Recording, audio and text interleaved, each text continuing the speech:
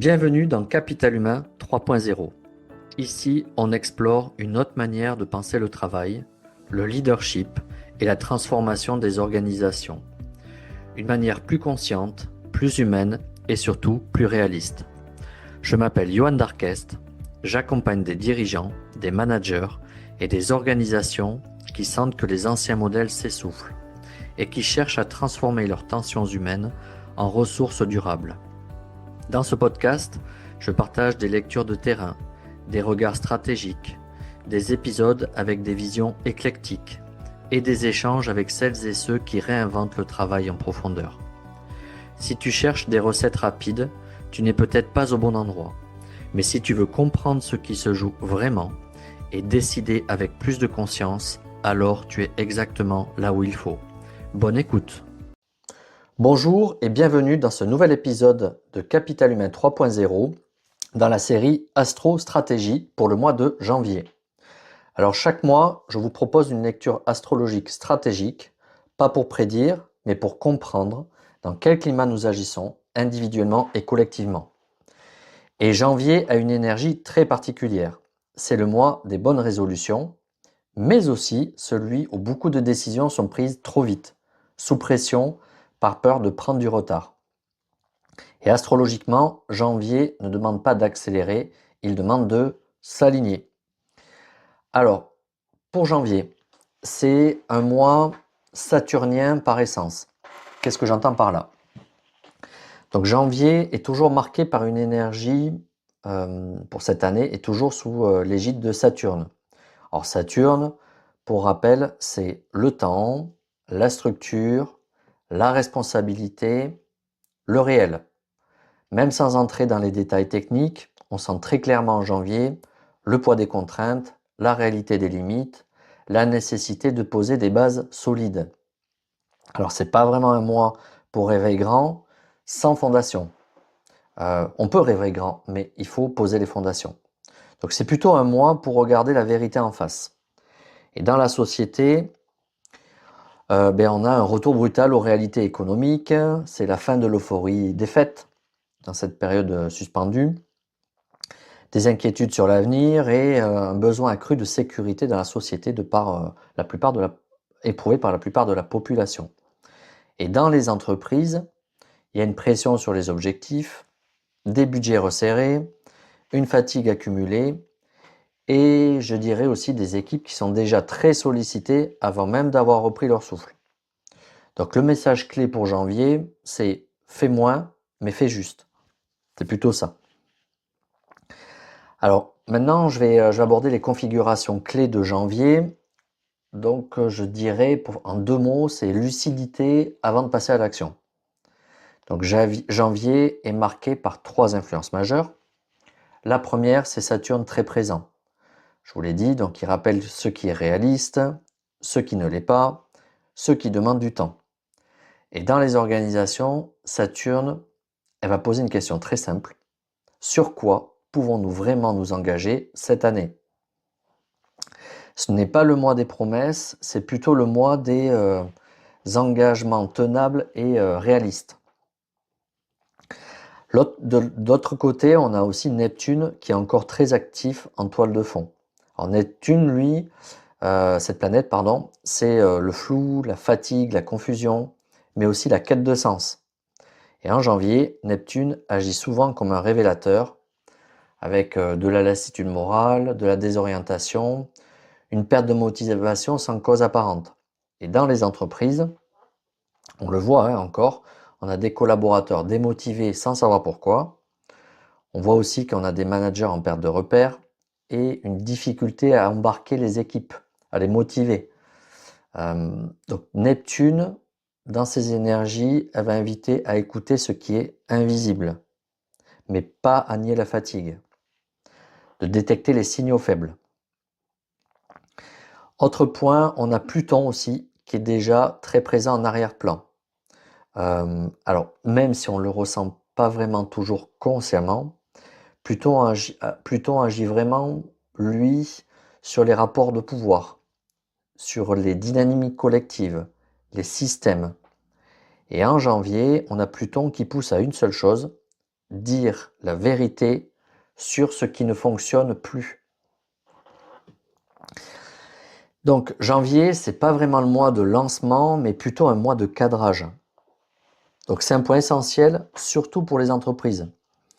Donc astrologiquement, on a janvier qui est un mois plutôt d'observation, de diagnostic, de clarification. Ce qui fonctionne mal en janvier, c'est lancer trop tôt des projets en même temps. Et ça, on a beaucoup de tendance à faire ça dans les entreprises. Imposer un rythme élevé dès la reprise et nier la fatigue post-année précédente. C'est super important, selon moi, de faire des rituels de passage. C'est-à-dire qu'on clôture une année et c'est important d'avoir un temps de, comment dire, de transition où on se pose, on réfléchit, on temporise, on se ressource aussi. On est dans un mois d'hiver. En hiver, tout le vivant est au repos. Il n'y a que les êtres humains qui sont dans une société hyperactive. Donc c'est important, à mon sens, dans ce mois-ci, de prendre le temps de l'analyse, de se poser, de réfléchir, de l'introspection, de prendre de la hauteur aussi sur ce qui se joue pour votre société, avant de relancer une dynamique et un rythme un peu plus soutenu sur le mois de février, qui initialement est un mois de printemps, au sens de beaucoup d'ailleurs de sociétés. Hein. Je prends en Orient, le 7 février, c'est le printemps chinois. C'est le début du réveil. Donc, c'est pour ça que le mois de janvier, c'est plutôt un mois avant l'énergie du printemps, on se pose, on décante, on structure, on cadre. Voilà, ça c'est les précaux que je vous donne. Alors, ce qui fonctionne bien sûr, c'est poser un cadre clair, réduire le bruit aussi, l'agitation, l'effervescence, créer des temps de déconnexion, de temporisation dans vos sociétés. Ça, c'est vraiment important. Clarifier les priorités, et tout n'est pas prioritaire, c'est important. Donc, bien définir dans toutes les lignes managériales et communiquer clairement, explicitement auprès des collaborateurs quelles sont les priorités du moment. Expliquer, et surtout ça c'est important, le pourquoi avant le comment. Voilà. Pour remettre du sens. C'est important de travailler sur ces aspects-là en janvier. Donc l'enjeu managérial de janvier, pour synthétiser, c'est rassurer sans infantiliser, structurer sans rigidifier et écouter avant de mobiliser. Alors, janvier et le rapport au sens au travail. J'ai voulu faire cette petite partie parce que ça me paraît important. Janvier, dans ses énergies, réactive fortement la question du sens. Le pourquoi.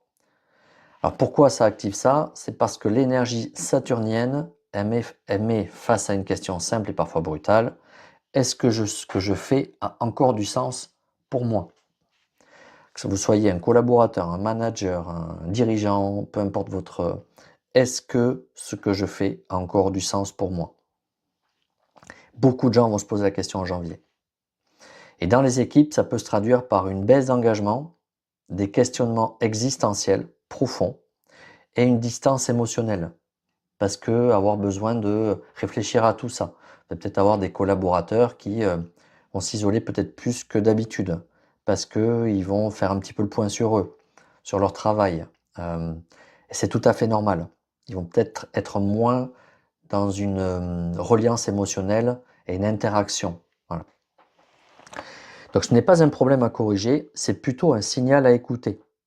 Et justement, si vous, en tant que manager, vous accordez ce temps et vous êtes OK avec ça, et que vous créez des espaces pour vos collaborateurs où ils se sentent en capacité de pouvoir faire sereinement ce travail d'introspection et de ressourcement, ça va être des clés super importantes pour vous.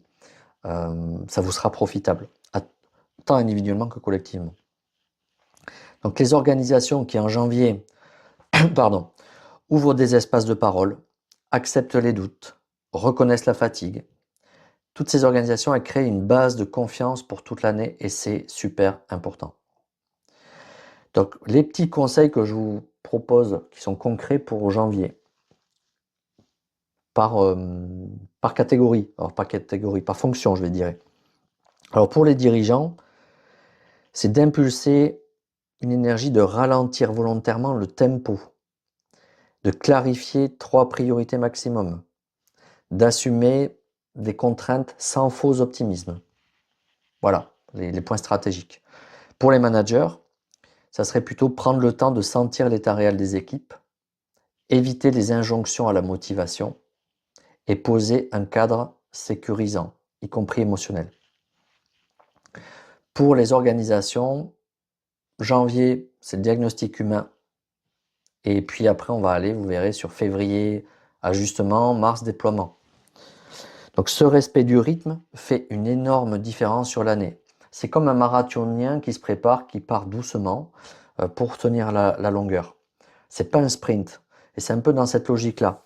Et un marathonien, il part pas très vite. Il commence par se chauffer et monter en puissance en régime progressivement. C'est important. En conclusion, bien commencer l'année, c'est bien la comprendre. C'est ça un peu si vous devez retenir une petite phrase symbolique, c'est ça. Bien commencer l'année, c'est bien la comprendre.